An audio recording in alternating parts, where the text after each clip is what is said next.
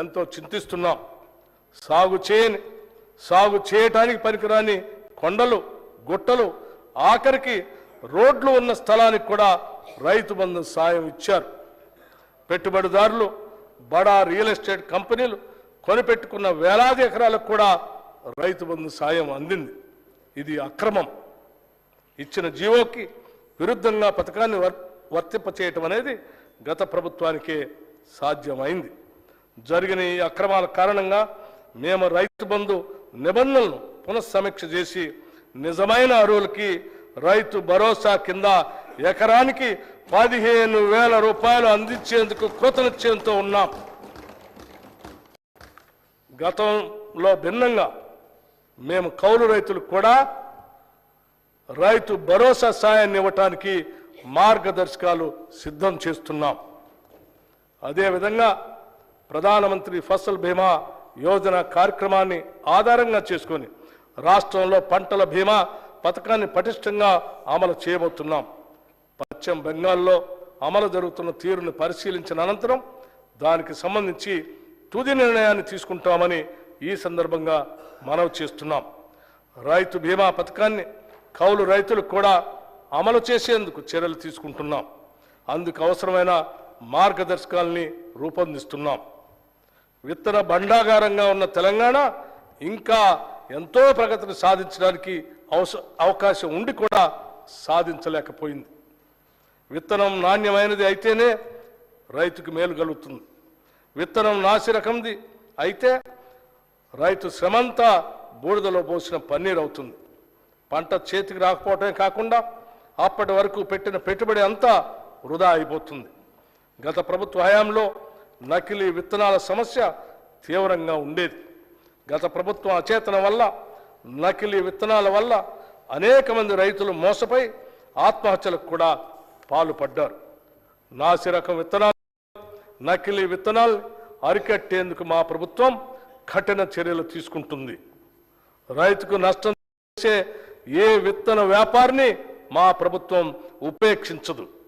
దీనితో పాటు నాణ్యమైన విత్తన ఉత్పత్తి విషయాల్లో పురోభివృద్ధి సాధించేందుకు సకల చర్యలు చేపడుతున్నాం. ఈ మేరకు త్వరలో ఒక నూతన విత్తన విధానం తీసుకురాబోతున్నాం. ఈ సంవత్సరంలో ఆయిల్ పామ్ సాగు విత్తన అదనంగా 1,00,000 ఎకరాలు పెంచడానికి తగు చర్యలు తీసుకుంటున్నాం. ఇవన్నీ రైతుని రాజును చేయటానికే మేము తీసుకోబోతున్న చర్యలు. ఈ బడ్జెట్లో వ్యవసాయ శాఖకి 19,746 కోట్ల రూపాయలు ప్రతిపాదిస్తున్నాం.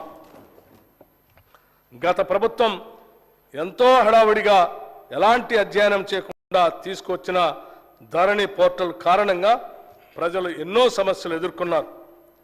ధరణి కొంతమందికి భరణంగా, మరికొంతమందికి ఆభరణంగా, చాలామందికి భారంగా మారింది. గత ప్రభుత్వం చేసిన తప్పులతో ఎంతోమంది తమ అవసరాల కోసం సొంత భూమిని కూడా అమ్ముకోలేకపోయారు. పిల్లల పెళ్లిళ్ళకి, చదువులకి, ఇతర అవసరాలు తీర్చుకోలేక తీవ్ర ఆవేదన చెందారు. ఇదంతా లోపభూయిష్టమైన ధరణి పోర్టల్ కారణంగానే జరిగింది. ఇప్పుడు మా ప్రభుత్వం ఏర్పడిన తర్వాత రికార్డులు పరిశీలించిన మీదట ఇది నిజమేనని తేలింది. అందుకే ఈ సమస్యను పరిష్కరించేందుకు మా ప్రభుత్వం అత్యధిక ప్రాధాన్యతనిచ్చింది. ఇచ్చిన హామీ మేరకు రెవెన్యూ వ్యవస్థను ప్రక్షాళన చేసేందుకు సత్వర చర్యలు తీసుకున్నాం. ధరణి పోర్టల్ అమలు కారణంగా వచ్చిన సమస్యలను అధ్యయనం చేయడానికి 5 సభ్యులతో ఒక కమిటీని నియమించాం. అధికారంలోకి వచ్చిన నెల రోజుల్లోనే ఇంతటి కీలకమైన నిర్ణయం తీసుకొని నిపుణుల కమిటీకి బాధ్యత అప్పగించడం గతంలో ఎన్నడూ జరగలేదు. ఎస్సీ, ఎస్టీ మరియు మైనారిటీ సంక్షేమం కోసం పెద్ద ఎత్తున ఆలోచన చేస్తున్నాం. Quote Reverend Martin Luther King Junior అన్నట్టు నాకు ఒక కల ఉంది. ఒక రోజున మన దేశం నిజమైన ఆదర్శాల స్వరూపంగా ఎదుగుతుందని ఆశిస్తున్నాను. మనుషులంతా సమానంగా సృష్టించబడ్డారు అన్న సత్యానికి ఆదర్శంగా నిలుస్తుంది అని తలుస్తున్నాను. అన్కోట్. జనాభాలో అత్యధిక శాతం మంది ఇంకా పేదరికంలో ఉంటే అది నిజమైన అభివృద్ధి కాదు. మన తెలంగాణ రాష్ట్రంలో గత దశాబ్ద కాలంగా పేదలకి ధనికులకి మధ్యన ఉన్న అంతరం మరింత పెరిగింది. అందుకే రాష్ట్ర సంపద వనరులు ప్రజలందరికీ చెందేటట్లుగా చేస్తామని మేము ఇచ్చిన హామీల్ని ప్రజలు విశ్వసించారు. వారి విశ్వాసానికి విఘాతం కలిగించకుండా పటిష్టమైనటువంటి ప్రణాళికతో ముందుకు సాగుతామని, వారికి నిజమైన అభివృద్ధిని అందిస్తామని ఈ సందర్భంగా మీకు తెలియజేస్తున్నాం. ఎస్సీ, ఎస్టీ, మైనారిటీ విద్యార్థుల భవిష్యత్తు కొరకు ఏర్పాటు చేసిన గురుకుల పాఠశాలను మరింతగా అభివృద్ధి పరుస్తాం. సొంత భవనాలు లేని గురుకుల పాఠశాలకు నూతనంగా అన్ని వసతులతో కూడిన భవనాలని నిర్మించడానికి ప్రణాళికలు సిద్ధం చేస్తున్నాం. అన్ని గురుకుల పాఠశాలల్లో సౌర విద్యుత్తుని ఏర్పాటు చేసి దాని ద్వారా ఆదాయ విద్యుత్ వినియోగ ఛార్జీల్ని తిరిగి అవసరమైన చోట వాటి అభివృద్ధికే ఉపయోగిస్తాం. ఎస్సీ గురుకులాల భవన నిర్మాణాలకి 1000 కోట్ల రూపాయలు మరియు ఎస్టీ గురుకుల భవనానికి 250 కోట్ల రూపాయలు ఈ బడ్జెట్లో ప్రతిపాదిస్తున్నాం. గురుకుల పాఠశాల సొసైటీ ద్వారా నూతనంగా 2 MBA కళాశాలల ఏర్పాటు ప్రక్రియ ప్రారంభించాం. వీటి ప్రతిపాదనలను ఇప్పటికే all India council for textile technical education వారికి తగిన అనుమతి కొరకు సమర్పించడం జరిగింది. రాష్ట్రంలోని గురుకుల పాఠశాలకు బోధనా సిబ్బంది నియామకాలు అతి త్వరలోనే పూర్తి చేయబోతూ ఉన్నాం. ఎస్సీ సంక్షేమానికి 21,874 కోట్ల రూపాయలు, ఎస్టీ సంక్షేమానికి 13,313 కోట్ల రూపాయలు మరియు మైనార్టీ సంక్షేమానికి 2,262 కోట్ల రూపాయలు ప్రతిపాదిస్తున్నాం. బీసీ సంక్షేమం మనిషిని మహోన్నతుడిగా తీర్చిదిద్దేదే విద్య ఒక్కటే అని చెప్పిన మహాత్మా జ్యోతిబా పూలే అడుగుజాడల్లో నడిచేందుకు సంకల్పించుకున్న ప్రభుత్వం మాది. ఈ దిశలోనే మేము బీసీ డిక్లరేషన్ ఇచ్చి తెలంగాణలోని వెనుకబడిన ప్రజల ఆకాంక్షలు తీర్చేందుకు ముందుకు వెళుతున్నాం. గతంలో బీసీల సంక్షేమం కోసం, విద్య కోసం ఎంతో ఘనంగా కేటాయింపులు చేసేవారు. అయితే కేటాయించిన నిధులు విడుదల అయ్యేవి కాదు. కేవలం ఎన్నికల సంవత్సరంలో మాత్రమే కేటాయించిన నిధుల్లో కొంత మేరకు విడుదల చేసేవారు. ఈ విధంగా ప్రజలను మభ్యపెట్టే ఒక దుష్ట సాంప్రదాయాన్ని గత ప్రభుత్వం అనుసరించింది. అయితే పేద, బడుగు, బలహీన వర్గాలకు చెందిన విద్యార్థులకి మెరుగైన సౌకర్యాలు కల్పించి నాణ్యమైన విద్యను అందించాలన్నదే మా సంకల్పం. అదేవిధంగా సమాజంలోని అత్యంత నిరుపేదలైన వారి కుటుంబాల నుంచి వచ్చే విద్యార్థులు ఎక్కువగా ఉండే గురుకుల పాఠశాలపై మరింత ఎక్కువ మొత్తంలో నిధులు ఖర్చు చేయాలని నిర్ణయించాం. కేంద్రం అమలు చేస్తున్న సావిత్రిబాయి పూలే అభ్యుదయ యోజన పథకం నుంచి కూడా అదనపు నిధులు సాధించి తెలంగాణలో పకడ్బందీగా అమలు చేస్తాం. బీసీ విద్యార్థులకి ఉపకార వేతనాలను క్రమం తప్పకుండా అందిస్తాం. అంతేకాదు, విదేశీ విద్యా పథకం కింద మరింత ఎక్కువ మంది విద్యార్థులకు చేయూత అందిస్తాం. ఈ చర్యల ద్వారా బలహీన వర్గాలకు చెందిన విద్యార్థులు మరే ఇతర విషయాల గురించి ఆలోచించకుండా విద్యాభ్యాసం చేసి జీవితంలో ఉన్నత శిఖరాలకు అందుకునే విధంగా వారికి సహాయపడతాం. ప్రైవేటు భవనాల్లో ఉన్న బీసీ హాస్టళ్లకు ప్రభుత్వ భవనాలు కట్టిస్తాం. రాష్ట్రంలో ఉన్న వెనుకబడిన తరగతుల గురుకులాలకు సొంత భవనాల నిర్మాణానికి ఈ బడ్జెట్లో 1,546 కోట్ల రూపాయలు ప్రతిపాదిస్తున్నాం. రాష్ట్రంలో ఇప్పటికీ సాంప్రదాయ వృత్తుల్లో చాలా కుటుంబాలు జీవనం సాగిస్తున్నాయి. వారికి నూతన సాంకేతికతలో శిక్షణ ఇచ్చి అవసరమైన పనిముట్లు అందజేస్తాం. వారు చేసిన ఉత్పత్తులకి మేలైన మార్కెటింగ్ సౌకర్యాలు కల్పిస్తూ వారి అభ్యున్నతికి సహకరిస్తాం. అదే సమయంలో వారి పిల్లలకు నాణ్యమైన విద్య అందించేందుకు సహాయం చేస్తాం. వారు ఐఐటి మరియు అంతర్జాతీయ విశ్వవిద్యాలయాల్లో సీట్లు సాధించేలా అవసరమైన శిక్షణ ఏర్పాటు చేస్తాం. భవిష్యత్తులో వారు విదేశీ ఉద్యోగ అవకాశాలు కూడా అందిపుచ్చుకునేటట్టు వారిని తయారు చేస్తాం. ఈ బడ్జెట్లో బీసీ సంక్షేమానికి 8,000 కోట్ల రూపాయలు ప్రతిపాదిస్తున్నాం. మహిళా శిశు సంక్షేమం సమాజంలో సగభాగం మహిళలే. మహిళా సాధికారత అనేది కొందరికే పరిమితం కారాదు. ఈ కారణంతోనే కాంగ్రెస్ ప్రభుత్వం తమ మేనిఫెస్టోలో సింహభాగం మహిళల గురించి హామీలు ఇచ్చింది. తెలంగాణ ఆడబిడ్డలను మహాలక్ష్ములను చేయాలనే ఆలోచనతోనే మహిళలకు ఉచిత బస్సు ప్రయాణం పథకాన్ని డిసెంబర్ 9న ప్రారంభించుకున్నాం. ఇందిరా కాంతి పథకం ద్వారా మహిళా స్వయం సహాయక సంఘాలని పెద్ద ఎత్తున ప్రోత్సహిస్తాం. పిల్లలు ఉద్యానవనంలో మొగ్గల్లాంటి వారు, రేపటి పౌరులు, జాతి భవిష్యత్తు నిర్మించేది వాళ్లే. కాబట్టి వారిని జాగ్రత్తగా ప్రేమగా పెంచాలి అని భారత తొలి ప్రధాని పండిట్ జవహర్లాల్ నెహ్రూ ఏనాడో చెప్పారు. ఆ సూక్తిని పాటించేందుకు రాష్ట్ర ప్రభుత్వం అకుంఠిత దీక్షతో పనిచేస్తుంది. పాఠశాల విద్యపై మా ప్రభుత్వం ఎక్కువ శ్రద్ధ చూపాలని నిర్ణయించింది. అవసరమైన నిధులు అందుబాటులో ఉంచడమే కాకుండా అన్ని స్కూళ్లలో డిజిటల్ క్లాస్ రూమ్లు ఏర్పాటు చేయాలని నిర్ణయించాం. రాష్ట్రంలో ఉన్న 35,781 అంగన్వాడీ కేంద్రాల ద్వారా గర్భిణీ స్త్రీలకు, బాలింతలకు పోషకాహారాన్ని అందించే కార్యక్రమాన్ని పటిష్టంగా చేపడుతున్నాం. విద్యారంగం తెలంగాణ రాష్ట్రాన్ని ఎడ్యుకేషన్ హబ్గా తయారు చేయాలనేది రాష్ట్ర ప్రభుత్వ సంకల్పం. అంతేకాదు పేదవారు సైతం ఉన్నత విద్యను అందుకునే విధంగా ఫీజు రియంబర్స్మెంట్ విధానాన్ని తీసుకొచ్చింది కాంగ్రెస్ ప్రభుత్వమే. అయితే గత ప్రభుత్వం ఫీజు రియంబర్స్మెంట్ నిధులను సరైన సమయంలో విడుదల చేయకపోవటం వల్ల ఎంతోమంది విద్యార్థులు తమ చదువు పూర్తయి కూడా కాలేజీల నుండి తమ అర్హత సర్టిఫికెట్లు పొందలేక ఎన్నో విలువైన అవకాశాలు కోల్పోయి తీరని నష్టం చవిచూశారు. ఆనాడు కాంగ్రెస్ ప్రభుత్వం ప్రారంభించిన సాంప్రదాయాన్ని మరింత పకడ్బందీగా ముందుకు తీసుకువెళ్ళటానికి ఈనాటి మా ప్రభుత్వం కృతనిశ్చయంతో ఉంది. ఫీజు రియంబర్స్మెంట్తో పాటుగా ఎస్సీ, ఎస్టీ, బీసీ, మైనార్టీ బాలబాలికలకు ప్రస్తుత స్కాలర్షిప్లని సకాలంలో అందించేందుకు కూడా అన్ని ఏర్పాట్లను చేస్తున్నాం. ప్రతి మండలానికి అధునాతనమైన సౌకర్యాలతో, అంతర్జాతీయ ప్రమాణాలతో తెలంగాణ పబ్లిక్ స్కూల్ని ఏర్పాటు చేస్తామని ఈ సందర్భంగా మీకు తెలియజేస్తూ ఉన్నాం. కళాశాల స్థాయిలో ఉద్యోగానికి అవసరమైన మేరకు కోర్సులు ప్రవేశపెట్టి పోటీ ప్రపంచంలో తెలంగాణ విద్యార్థులు నెగ్గుకు రాగల సమర్థతను సమకూరుస్తాం. ఉన్నత విద్యా మండలిని పూర్తిగా ప్రక్షాళన చేసి ఉన్నత విద్యలో ప్రమాణాలని మెరుగుపరుస్తాం. పైలట్ ప్రతిపాదికన తెలంగాణ పబ్లిక్ స్కూల్స్ ఏర్పాటుకు ఈ బడ్జెట్లో 500 కోట్ల రూపాయలు ప్రతిపాదిస్తున్నాం.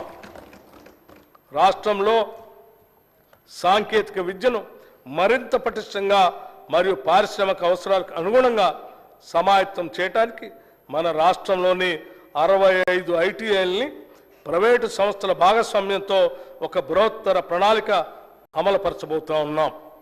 ఈ రంగంలో అనుభవం ఉన్న ప్రముఖ జాతీయ మరియు అంతర్జాతీయ సంస్థలు ప్రభుత్వంతో కలిసి పనిచేయడానికి ఆసక్తి చూపిస్తున్నాయి.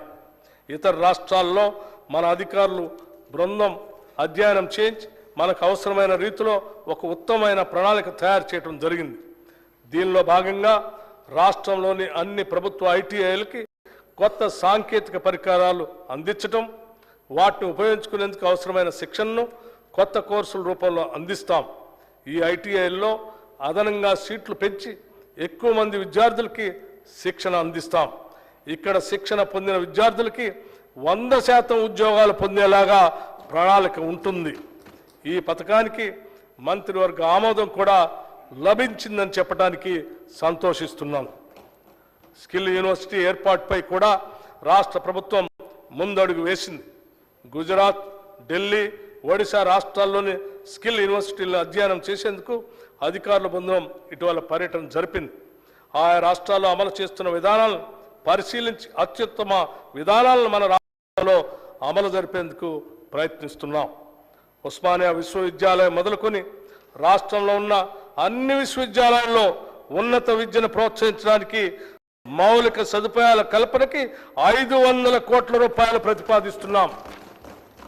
విద్యారంగానికి ఈ బడ్జెట్లో 21,389 కోట్ల రూపాయలు ప్రతిపాదిస్తున్నాం. ప్రజల ఆరోగ్య భద్రతకు అత్యంత ప్రాధాన్యత కల్పిస్తున్నాం. గతంలో కాంగ్రెస్ ప్రభుత్వం రాజీవ్ ఆరోగ్యశ్రీ అనే గొప్ప పథకాన్ని ప్రారంభించింది. ఈ పథకాన్ని పెరిగిన వైద్య ఖర్చులకు అనుగుణంగా ప్రస్తుత అవసరాలు తగ్గట్టుగా మరింత విస్తృతపరిచి 10 లక్షల రూపాయల వరకు ఉచిత వైద్యం పొందేలాగా ఇప్పటికే ప్రారంభించాం.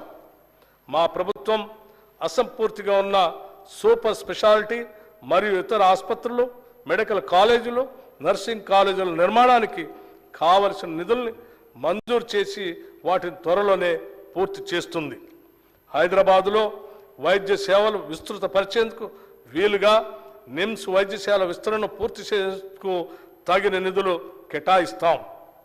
పాత బస్తీల్లోని చారిత్రాత్మక ఉస్మానియా ఆసుపత్రి నూతన భవన నిర్మాణాన్ని త్వరలోనే ప్రారంభిస్తాం. ప్రకటనలకే పరిమితి అయిన వైద్య రంగంలోని సిబ్బంది నియామకాలను తగిన కాల పరిమితితో పూర్తి చేస్తాం. మా ప్రభుత్వం ఏర్పడిన వెంటనే 6,956 నర్సింగ్ ఆఫీసుల నియామకాల ప్రక్రియను పూర్తి చేసి వారికి నియామక పత్రాలని అందజేయటం జరిగింది. ప్రభుత్వ వైద్యశాలలను మరింత పటిష్టపరిచి విద్యా నిర్వహణకు కావలసిన నిధుల్ని మంజూరు చేస్తాం. నూతన వైద్య కళాశాలలు అవసరమైన సిబ్బందిని మరియు వనరుల్ని సమకూరుస్తాం. వైద్య రంగానికి ఈ బడ్జెట్లో 11,500 కోట్ల రూపాయలు ప్రతిపాదిస్తున్నాం. యువజన సంక్షేమం యువకుల్ని రెచ్చగొట్టడం కాదు, హక్కున చేర్చుకుంటాం. వారికి ఆసరాగా ఉంటాం, ఆదుకుంటాం. స్వేచ్ఛాయుత తెలంగాణలో ఆత్మగౌరవంతో బతికే ఏర్పాట్లు చేస్తాం. యువతే దేశానికి భవిష్యత్తు అంటూ కూనిరాగాలు తీయటం కాదు, చిత్తశుద్ధితో వారికి మెరుగైన జీవితానికి బాటలు వేస్తాం. ఇది మా వాగ్దానం మాత్రమే కాదు, ఇది మా విధానం. గత ప్రభుత్వం చేసిన పనులతో యువతలో ఆత్మస్థైర్యం దెబ్బతిన్నది. వారు భవిష్యత్తుపై ఆశను కోల్పోయారు. వారి భవిష్యత్తుకు మేము గ్యారంటీ ఇచ్చాం. అందుకే రాష్ట్రంలోని యువత మొత్తం మా వెనక నిలిచింది, మమ్మల్ని గెలిపించింది. ఈ నిజం మాకు తెలుసు కాబట్టి బాధ్యతగా ఉంటాం. చెప్పిన మాట ప్రకారం ఉద్యోగ నియామకాల విషయంలో జాబ్ క్యాలెండర్ తయారు చేసే ప్రక్రియని ప్రారంభించాం. మెగా డిఎస్సి నిర్వహించబోతున్నాం. దాదాపు 15,000 మంది కానిస్టేబుల్ల రిక్రూట్మెంట్ అతి త్వరలో పూర్తి చేసి నియామక పత్రాలు ఇవ్వబోతున్నాం. ఇప్పటికే నోటిఫికేషన్లో చేర్చినవి కాకుండా అదనంగా 64 గ్రూప్ 1 ఉద్యోగాల భర్తీకి ఉత్తర్వులు జారీ చేయటం జరిగింది. 10 సంవత్సరాలు పాలించిన గత బీఆర్ఎస్ ప్రభుత్వం ఒక్క గ్రూప్ 1 ఉద్యోగం కూడా నియామకం చేయకుండా నిరుద్యోగుల జీవితాలతో చెలగాటమాడింది. తెలంగాణ పబ్లిక్ సర్వీస్ కమిషన్ సరైన దారిలో నిరుద్యోగ యువత ఆకాంక్షలు నెరవేర్చే విధంగా పనిచేయటానికి ప్రక్షాళన చేయటం జరిగింది. టీఎస్పీఎస్సీ తన కర్తవ్యాన్ని నిర్వహించడానికి అవసరమైన 40 కోట్ల రూపాయలు ఆర్థిక వనరుల్ని, అదనపు సిబ్బందిని ఇప్పటికే మంజూరు చేశాం. కార్మిక సంక్షేమం తెలంగాణ రాష్ట్రంలోని కార్మికుల సంక్షేమానికి ప్రభుత్వం ప్రాధాన్యతనిస్తుంది. సంఘటిత కార్మికులకి, అసంఘటిత కార్మికులకి అందించే సాయాన్ని మరింత పకడ్బందీగా అందుబాటులో ఉంచుతాం. నిబంధనలు సరళీకరించడం ద్వారా ఎక్కువ మంది లాభం చేకూరే విధంగా చర్యలు తీసుకుంటున్నాం. మా ప్రభుత్వం గిగ్ వర్కర్ల సంక్షేమానికి కూడా పునాదులు వేసింది. గిగ్ వర్కర్ అంటే ఒక తాత్కాలిక ఉద్యోగం లాంటి వాడు. సాంప్రదాయ ఉద్యోగుల వలె కాకుండా గిగ్ ఎకానమీ కార్మికులకి పూర్తి సమయ ఉద్యోగికి ఉండే భద్రత, ప్రోత్సాహకాలు మరియు ఉద్యోగ ప్రయోజనాలు ఉండవు. వారికి ఏదైనా ప్రమాదం సంభవించి ప్రాణాలు కోల్పోతే వారి కుటుంబం మొత్తం రోడ్డున పడుతుంది. అందుకే మా ప్రభుత్వం ప్రమాదవశాత్తు మరణించిన వారికి ఈ సామాజిక భద్రతా స్కీమ్ కింద 5 లక్షల రూపాయల ప్రమాద బీమా పథకాన్ని వర్తింపజేస్తూ డిసెంబర్ 30, 2023 ఉత్తర్వులు జారీ చేశాం. చేనేత తెలంగాణ రాష్ట్రం చేనేత కార్మికులకి పుట్టినిల్లు. తెలంగాణకు గర్వకారణంగా ఉన్న చేనేత పరిశ్రమను ప్రోత్సహించడం అంటే తల్లి తెలంగాణ ముద్దు బిడ్డల్ని గౌరవించుకోవటమే. తెలంగాణలోని వివిధ ప్రాంతాల్లో వివిధ రకాల చేనేత కార్మికులు ఉన్నారు. మన చేనేత అన్నలు చేసే ప్రతి పని ప్రత్యేకమే, ప్రతి వస్త్రం అద్భుతమే. రాష్ట్ర ప్రభుత్వం తరపున చేనేత కార్మికులకు సంబంధించి అత్యంత కీలకమైన నిర్ణయాన్ని తీసుకున్నాం. ప్రస్తుతం రాష్ట్ర ప్రభుత్వానికి అవసరమైన వస్త్రాలను స్కూలు విద్యార్థులకు అందించే స్కూలు యూనిఫామ్లను ఒకే చోటు నుంచి కొనుగోలు చేస్తున్నది. ఈ పద్ధతిని సమూలంగా మార్చి రాష్ట్ర వ్యాప్తంగా ఉన్న చేనేత కార్మికుల నుంచి కొనుగోలు చేయాలని అనుకుంటున్నాం. ఇందుకు సంబంధించిన నియమ నిబంధనలు రూపొందించేందుకు చేనేత కార్మికులు లాభం పొందే విధంగా ఉండేందుకు తగిన సూచనలు సలహాలు తీసుకోవటానికి త్వరలో ఒక ప్రత్యేక సమావేశాన్ని ఏర్పాటు చేయబోతున్నాం. చేనేత కార్మికులు ఈ సమావేశంలో అందించే అతి విలువైన సలహాలని మా ప్రభుత్వం వినమ్రంగా స్వీకరిస్తుంది, వాటిని చిత్తశుద్ధితో అమలు చేస్తుంది. అగ్గిపెట్టెలో పట్టే చీర నేసిన తెలంగాణ అద్భుత చేనేత కళా వైభవాన్ని తిరిగి ప్రపంచం ముందు ఉంచుతాం. విద్యుత్ రంగం, రైతులకు ఉచిత విద్యుత్ ఇవ్వటం అనేది కాంగ్రెస్ పార్టీ అధికారంలో ఉన్నప్పుడు ప్రారంభించిన విధానం. కాంగ్రెస్ ప్రభుత్వ హయాంలో రైతులు ఈ ఉచిత విద్యుత్ పథకంతో ఎంతో ఆనందంగా ఉండేవారు.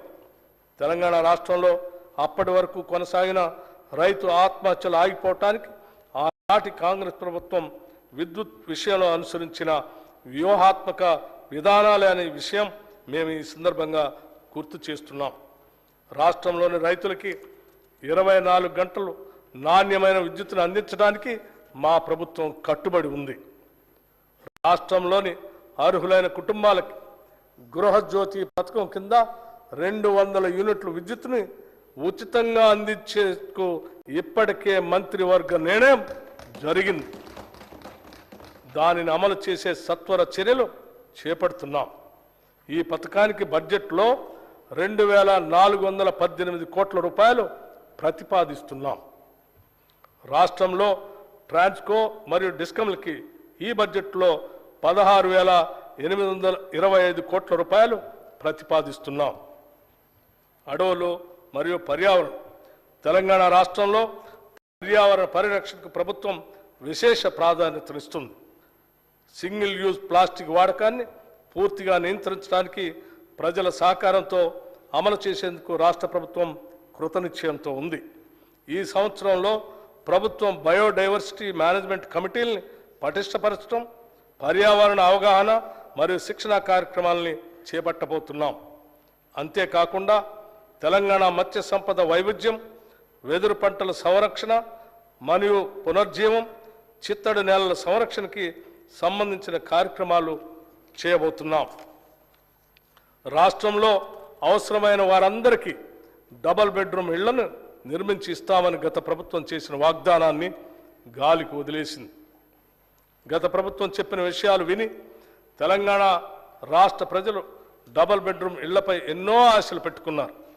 ప్రజల అవసరాలని, ఆశల్ని గత ప్రభుత్వం వారి రాజకీయ అవసరాలకు మాత్రమే వాడుకుంది.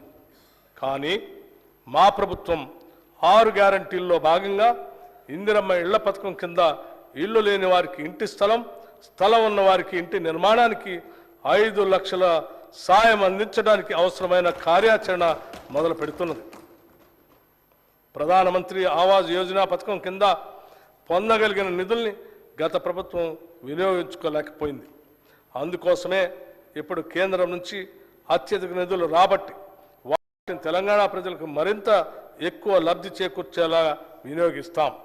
ఈ సంవత్సరం ఇందిరమ్మ ఇళ్ల పథకం కింద ప్రతి నియోజకవర్గానికి 3,500 ఇళ్ల చొప్పున మంజూరు చేస్తామని తెలియజేయడానికి సంతోషిస్తున్నాం.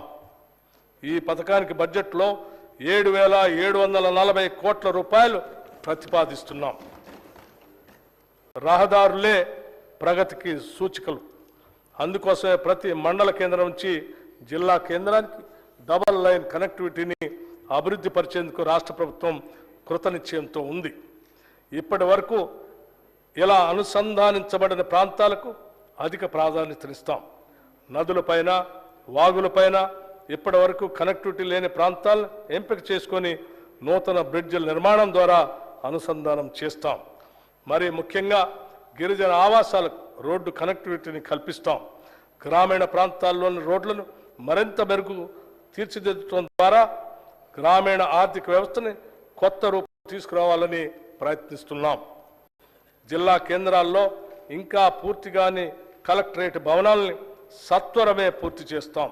వివిధ శాసనసభ నియోజకవర్గ కేంద్రాల్లో గౌరవ ఎమ్మెల్యేల కార్యాలయాల నిర్మాణం పూర్తి చేస్తాం. రాష్ట్ర అభివృద్ధికి కీలకమైన రీజనల్ రింగ్ రోడ్డు విషయంలో భూసేకరణకు అవసరమైన నిధులు కేటాయించి యుద్ధ ప్రాతిపదికన పనులు పూర్తి చేసి ప్రజలకి అందుబాటులో తేవాలనేదే మా లక్ష్యం. నీటిపారుదల, నీళ్లు, నిధులు, నియామకాల కోసం కొట్లాడి తెచ్చుకున్న తెలంగాణ రాష్ట్రం ఈ 10 సంవత్సరాల కాలంలో నీటిపారుదల రంగంలో గణనీయమైన అభివృద్ధి సాధించి ఉండాల్సింది. పచ్చని పైర్లతో తెలంగాణ భూభాగం కళకళలాడాల్సి ఉంది.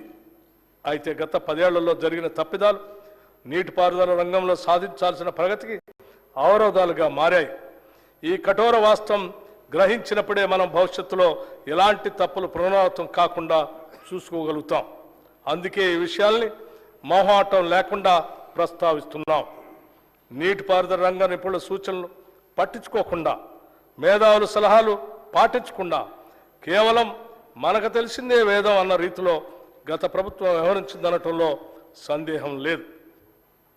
ఏదైనా రాష్ట్రం నీటిపారుదల రంగంపై విశేష శ్రద్ధ చూపిస్తే అద్భుతాలు సాధించడానికి 10 ఏళ్ల కాలం సరిపోతుంది. అయితే ఈ దశాబ్ద కాలంలో అనుసరించిన ఒంటెద్దు పోకడ సాగునీటి రంగాన్ని, ఆర్థిక రంగాన్ని అతలాకుతలం చేసింది. కాంట్రాక్టుల కోసం ప్రాజెక్టులు నిర్మించే విధానం తెలంగాణకు శాపంగా మారింది. లక్షల కోట్ల రూపాయల ఖర్చులో అవినీతి ఎంతో తేల్చాల్సిన బాధ్యత మాపై పడింది.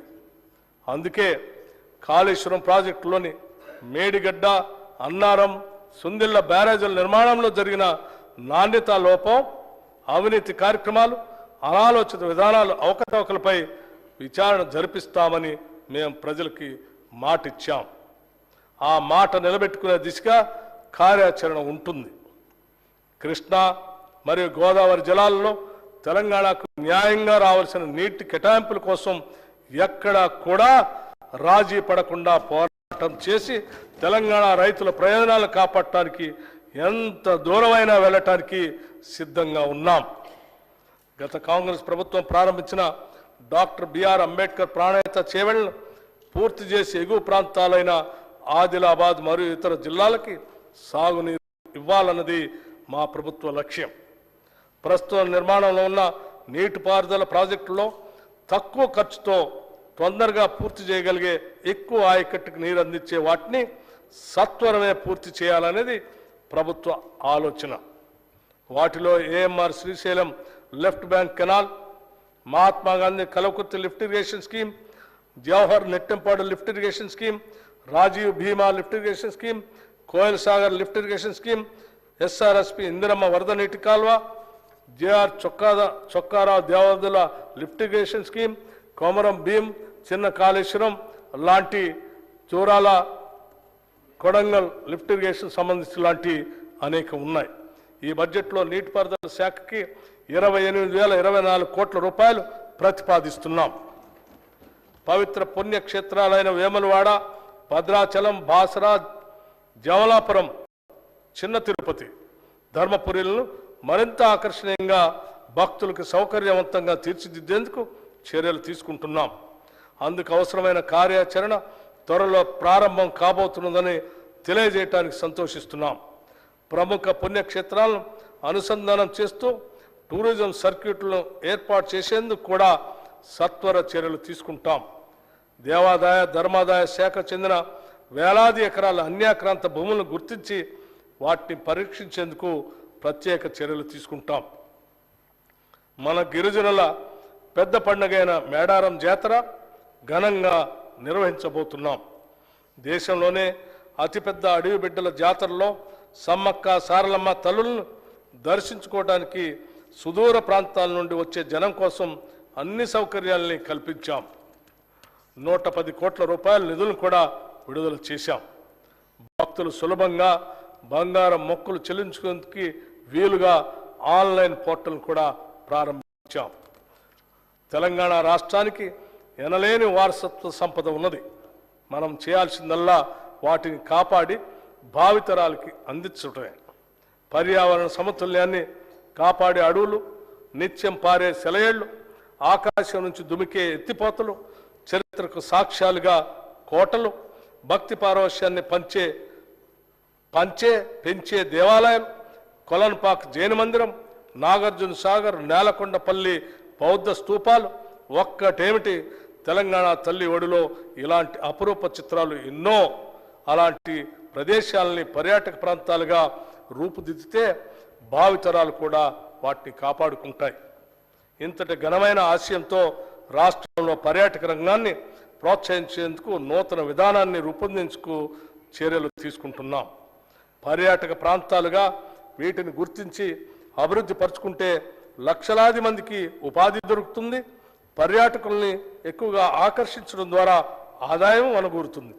ఇన్ని లాభాలున్న పర్యాటక రంగం ఇక పరుగులు పెట్టే విధంగా చర్యలు తీసుకుంటాం. రాష్ట్ర దేవాదాయ ధర్మాదాయ శాఖ సహకారంతో టెంపుల్ టూరిజం విధానాన్ని తీసుకొస్తాం. ఈ విధంగా రాష్ట్రంలో ఉన్న ప్రముఖ దేవాలయాలకి యాత్రికులు అధిక సంఖ్యలో వచ్చే విధంగా సౌకర్యాలు విస్తరిస్తాం. రాష్ట్రంలో వృధాగా ఉన్న పర్యాటక శాఖ ఆస్తుల్ని లాభసాటిగా మార్చేందుకు సత్వర చర్యలు తీసుకోవాలని కూడా నిర్ణయించాం. అనువైన అటవీ ప్రాంతాలను ఎంపిక చేసుకొని పర్యావరణ రహితంగా ఉండేలాగా వాటిని పర్యాటక స్థలాలుగా తీర్చిదిద్దుతాం. వాటిని ఐటీ ఇండస్ట్రీతో అనుసంధానం చేస్తాం. ప్రపంచ వారసత్వ సంపదగా గుర్తింపు పొందిన రామప్ప దేవాలయాన్ని పర్యాటకంగా మరింత అభివృద్ధి పరిచేందుకు చర్యలు తీసుకుంటున్నాం. ములుగు జిల్లాలో రామప్ప దేవాలయం పరిసరాల్లోని శిథిల దేవాలయాల్ని పునరుద్ధరించేందుకు కార్యాచరణ రూపొందించాం. ఈ కార్యక్రమాన్ని పూర్తి చేయడం ద్వారా రామప్ప దేవాలయం యొక్క విశిష్టత మరింత పెరుగుతుంది. ప్రభుత్వం ఇప్పటికే ప్రకటించిన విధంగా ఇక నుంచి నంది అవార్డుని గద్దర్ అవార్డు పేరుతో చిత్ర మరియు టీవీ కళాకారులకి అందజేయబోతున్నాం. ప్రజా యుద్ధ నౌక గద్దర్ అన్నకు ఇది మేమిచ్చే నివాళి. గద్దర్ అన్నను గౌరవించుకోవటం అంటే తెలంగాణ సంస్కృతిని ప్రగతిశీల భావజాలంతో సమాజాన్ని చైతన్యపరిచే ప్రజా కవుల్ని, ప్రజా గాయకుల్ని గౌరవించుకోవటమే. అందుకే ఇక నుంచి గద్దర్ అవార్డులు తెలంగాణ కళాకారుల కీర్తి పతాకను ప్రపంచానికి చాటి చెప్తాయి. రాష్ట్రంలోని వివిధ అసెంబ్లీ నియోజకవర్గాల పరిధిలో సత్వర అభివృద్ధి సాధించేందుకు ప్రజా అవసరాలను గుర్తించి ఎమ్మెల్యేలు, ఎమ్మెల్సీలు, సంబంధిత మంత్రులు తగిన చర్యలు తీసుకోవడానికి వీలుగా అవసరం మేరకు నిధులు అందుబాటులో ఉంచుతున్నాం. నియోజకవర్గ అభివృద్ధి కార్యక్రమం కింద గత ప్రభుత్వం నిధులు కేటాయించడమే కానీ అవసరం మేరకు విడుదల చేయలేదు. ఇక నుంచి ఆ పరిస్థితి లేకుండా ప్రభుత్వం చర్యలు తీసుకుంటుంది. రాష్ట్రంలో శాంతి భద్రతలను పరిరక్షించడం మా ప్రభుత్వ ప్రథమ కర్తవ్యం. శాంతి భద్రతలు అదుపులో ఉంటే ప్రజలకు సంక్షేమ కార్యక్రమాలను నిరాటంకంగా అందించే అవకాశం ఉంటుంది. గత 5 సంవత్సరాలుగా రాష్ట్రంలో మాదక ద్రవ్యాల వినియోగం ఎక్కువైంది. ఎంతోమంది యువతీ యువకులు మాదక ద్రవ్యాలకు బానిసలుగా మారుతున్నారు. ఇది ఏమాత్రం ఉపేక్షించే అంశం కాదు. అందుకే రాష్ట్రంలో మాదక ద్రవ్యాల అక్రమ రవాణాపై ఉక్కుపాదం మోపుతున్నాం. రాష్ట్రంలో గత నెల రోజులుగా మన పోలీసులు, ఆబ్కారీ అధికారులు దాడుల్లో పెద్ద మొత్తంలో పట్టుకున్న గంజాయి మరియు ఇతర మాదక ద్రవ్యాలే మా కార్యాచరణకు నిదర్శనం. మాదక ద్రవ్యాల నిరోధక బృందాలకు అవసరమైన నిధుల్ని, సిబ్బందిని ఇప్పటికే కేటాయించాం. తెలంగాణ రాష్ట్రంలో మాదక ద్రవ్యాల వినియోగం అనే మాటే ఉత్పన్నం కాకూడదు. ప్రజల్లో అవగాహన పెంచి మాదక ద్రవ్యాల మహమ్మారి బారిన పడకుండా తెలంగాణ యువతని కాపాడుతాం. ఈ నెల 4వ తేదీన జరిగిన రాష్ట్ర మంత్రివర్గ సమావేశంలో హుక్కా బార్లను కూడా నిషేధించాం. తద్వారా తెలంగాణ భవిష్యత్తును కాపాడుతామని మీ అందరికీ తెలియజేస్తున్నాం. ఎంతో కాలం పెండింగ్లో ఉన్న నూతన హైకోర్టు సముదాయానికి 100 ఎకరాల స్థలాన్ని కేటాయించడమైనది. న్యాయ వ్యవస్థ పటిష్టతకు మేము తీసుకుంటున్న ఈ చర్యతో దేశం మొత్తం తెలంగాణ వైపు చూస్తుందనటంలో సందేహం లేదు. అధ్యక్ష, చివరగా ఒక విషయం మీ ద్వారా వినమ్రంగా ఈ గౌరవ సభకు, రాష్ట్ర ప్రజానికానికి స్పష్టం చేయదలుచుకున్నాం. గొప్ప ఆశలు, ఆశయాలు ప్రతి ఒక్కరికి ఉంటాయి. కానీ వాటిని నెరవేర్చుకునే ధైర్యం, కష్టపడే తత్వం మరియు నైతిక విలువలతో కూడిన నిబద్ధత ఉన్నప్పుడే ఈ ఆశయాలు సాకారం అవుతాయి. ఇవన్నీ కూడా మా ప్రభుత్వానికి ఉన్నాయి.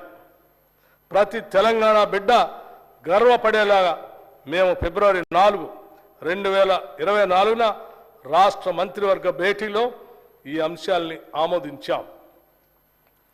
ప్రముఖ తెలంగాణ కవి అందశ్రీ వ్రాసిన జయ జయ హే తెలంగాణ జననీ జయకేతనం అనే గీతాన్ని రాష్ట్ర గీతంగా ప్రకటించాం. మన రాష్ట్ర వాహన రిజిస్ట్రేషన్ కోడ్ టిఎస్ నుండి టీజీకి మార్చాం. రాచరిక ఆనవాళ్లతో ఉన్న రాష్ట్ర అధికారిక చిహ్నాన్ని మారుస్తూ భారత రాజ్యాంగ స్ఫూర్తితో ప్రజాస్వామ్యం మరియు తెలంగాణ సంస్కృతి ప్రతిబింబించేటట్టుగా తీర్చిదిద్దడానికి నిర్ణయించాం. తెలంగాణ తల్లుల ప్రతిరూపం ఉట్టిపడేటట్టుగా తెలంగాణ తల్లి విగ్రహం రూపొందించడానికి నిర్ణయించాం. ఈ నిర్ణయాలు తెలంగాణ బిడ్డలుగా మనందరి అస్తిత్వాన్ని కాపాడేవి, మన గౌరవాన్ని పెంచేవి. ఈ సందర్భంగా తెలంగాణ ప్రజానికానికి మా ప్రభుత్వం కృతజ్ఞతలు తెలుపుతూ వారి ఆశలు నెరవేర్చుతామని, ఇందిరమ్మ రాజ్యం సాకారం చేస్తామని మరొక్కసారి తెలియజేసుకుంటున్నాం. ఓట్ ఆన్ అకౌంట్ ప్రవేశపెట్టడానికి కారణం మా ప్రభుత్వం ప్రవేశపెట్టే తొలి బడ్జెట్ ఓట్ ఆన్ అకౌంట్ బడ్జెట్గా పెట్టడం మాకు కొంత అయిష్టంగానే ఉంది. కానీ కేంద్ర ప్రభుత్వం ఫిబ్రవరి 1, 2024న ఓట్ ఆన్ అకౌంట్ బడ్జెట్ ప్రవేశపెట్టింది. మొదటి నుంచి మా ప్రభుత్వానికి నిధులు ఎలా సమకూర్చుకోవాలనే విషయం మీద స్పష్టమైన అవగాహన ఉంది. దానిలో భాగంగానే కేంద్ర ప్రభుత్వం వివిధ పథకాలకు విడుదల చేసిన నిధుల్ని సాధ్యమైనంత ఎక్కువగా రాష్ట్ర ప్రజల ప్రయోజనాలకి ఉపయోగించుకోవాలనేటువంటి స్పష్టత ఉంది. అలాంటప్పుడు కేంద్ర ప్రభుత్వం యొక్క పూర్తి స్థాయి బడ్జెట్లో వివిధ రంగాల వారిగా కేటాయింపులు జరిగినప్పుడే మన రాష్ట్రానికి ఎంత మేరకు ఆ నిధుల్లో వాటా వస్తుందనేది అంచనా వేయగలుగుతాం.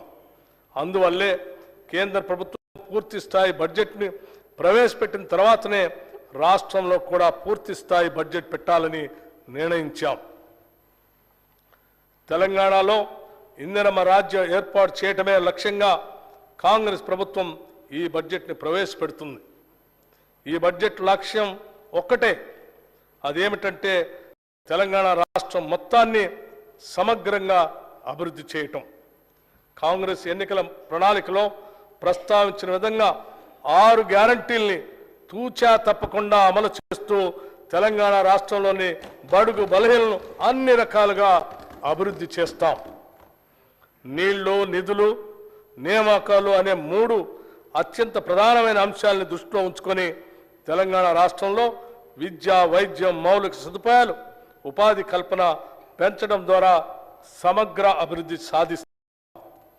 గత పాలకులు ప్రభుత్వ ఖజానాను దివాలా తీయించారు. ప్రణాళిక లేకుండా, హేతుబద్ధత లేకుండా వారు చేసిన అప్పులు ఇప్పుడు పెద్ద సవాళ్లుగా మారాయి. అయితే ప్రణాళికాబద్ధమైన ఆలోచనలతో, సహేతుకమైనటువంటి కార్యాచరణతో ఈ సవాళ్లను మేము అధిగమిస్తామని ఈ సందర్భంగా మీకు తెలియజేసుకుంటున్నాం. మా ప్రభుత్వం దోబరా వ్యయాన్ని గణనీయంగా తగ్గిస్తుంది. కాళేశ్వరం ప్రాజెక్టు లాంటి నిరర్ధకమైన ఆస్తులు పెంచుకుంటూ వాటిని తెలంగాణ ప్రజలకు భారంగా చేయటం మా విధానం కాదు. కేవలం తెలంగాణ ప్రజలు అభివృద్ధి చెందటం, వారు సంతోషంగా ఉండటం మాత్రమే మా లక్ష్యాలు. దీనికి అనుగుణంగానే మా ప్రభుత్వ విధానాలు ఉంటాయని నేను ఈ బడ్జెట్ ప్రతిపాదనల ద్వారా మరొక్క మారు స్పష్టం చేస్తున్నాను. అధ్యక్ష, 2024-25 సంవత్సరానికి సంబంధించిన బడ్జెట్ ప్రతిపాదనలు సభకు సమర్పించదలుచుకున్నాం. 2022-23 అకౌంట్లు 2022-23 ఆర్థిక సంవత్సరం లెక్కల ప్రకారం 2,04,523 కోట్ల